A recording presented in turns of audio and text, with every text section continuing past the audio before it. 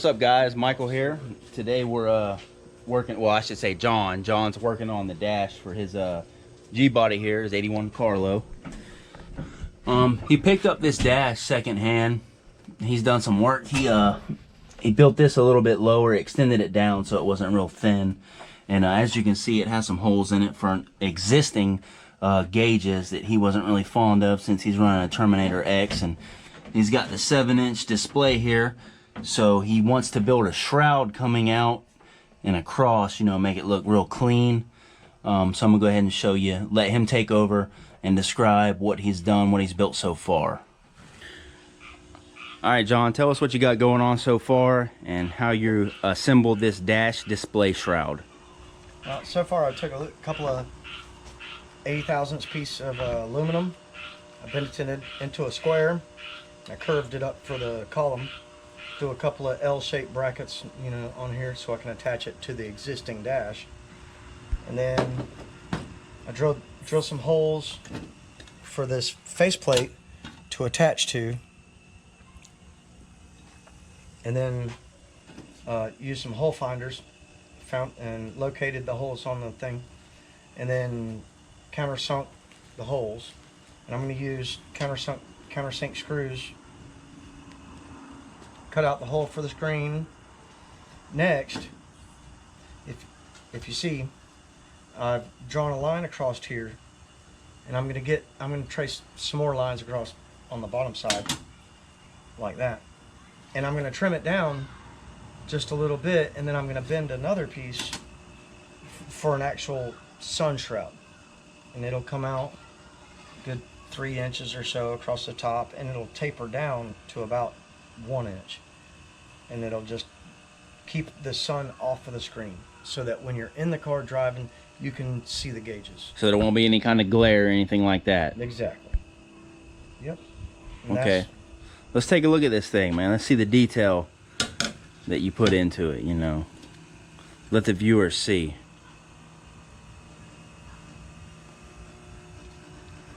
It's pretty sharp. You got it all riveted together, got some nut plates on it. Yep. I threw some pop rivets in it because it was just quicker that way, and then threw a little piece of metal here to Cement together, basically. join the two. But this is a one piece that I had to run through a brake that I bought, and usually a brake you can only get 1 or 2 bends. So you got 3 out of it. Well, I got 4 bends out of it. 4 bends. Okay. Yeah. All Okay. the way around, and then seamed it together so that I could put it into the car. So it's got clean bends on all 4 corners. Yep. One piece. And it needs to be cleaned up. It's not finished, but for now, I mean, it's going pretty good. Okay. Okay. Yep. And then this will sit on top of here like that. And then I'll have another sun shroud around this, and I'll trim a lot of this away. And you notched it right here for the column and everything, huh? Exactly. Yep. Yep.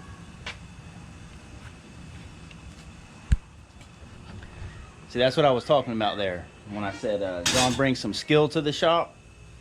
You know, that's pretty impressive right there. Yeah. All right, so I got the sun shroud on there on the faceplate. This is where the Holley 7-inch is going to go through like that, and it'll keep the sun off of the screen, so it won't burn up my screen, and I'll be able to actually see it in the car. So I welded it onto the face. Mike tigged it onto the faceplate so that I won't have to rivet any kind of L-shaped brackets in here, and it'll just start looking like junk. But what I'm going to do next is I'm going to go back through and grind the edge off. It's a shame I have to do that because the welds look pretty good. Stacking dimes there.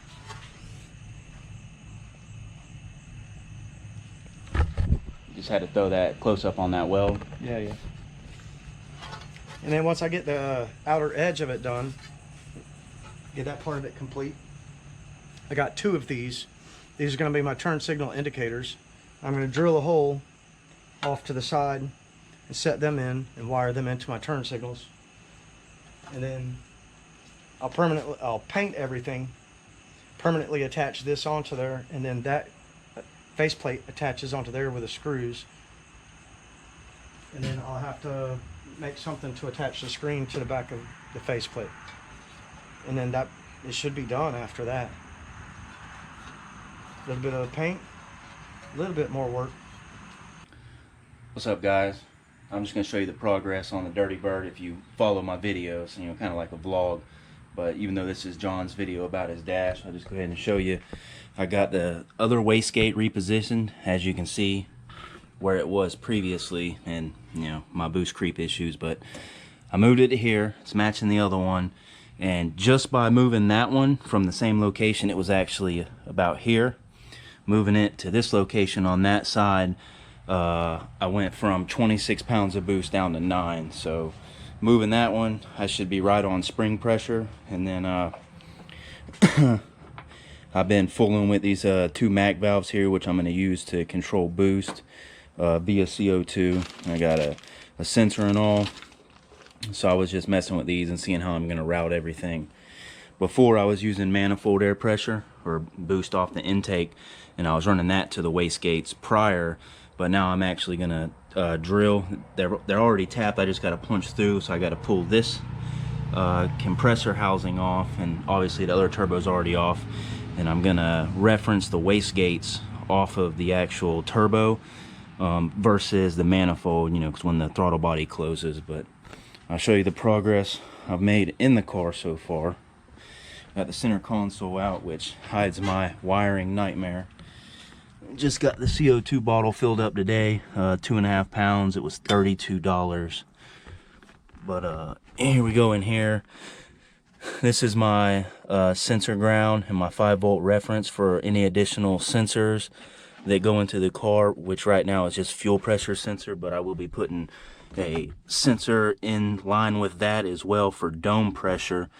And then this will be my last high current that the MS3 Pro Evo has, which is, I think it's injector I.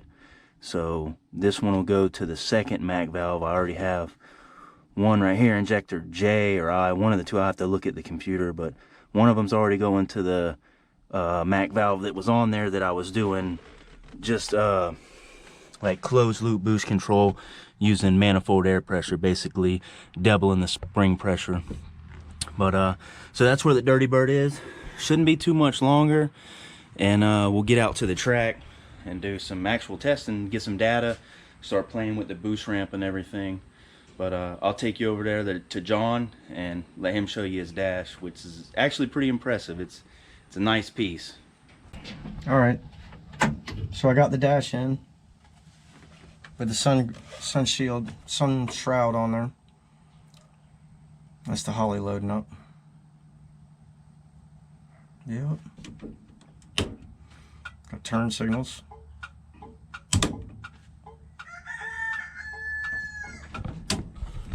Turn signals, headlights, brake lights, high beams. I mean, the whole car's rewired to DOT, you know, everything works. Even though I can't, because I don't have the original dash or the original door panels, I can't run in a hot street, or I can't do those kind of things. Even though the original dash was straight up falling apart, and it looked like garbage. But so it is what it is. I put this in here, and that's what it's going to be. But that's it, pretty much in a nutshell, right here.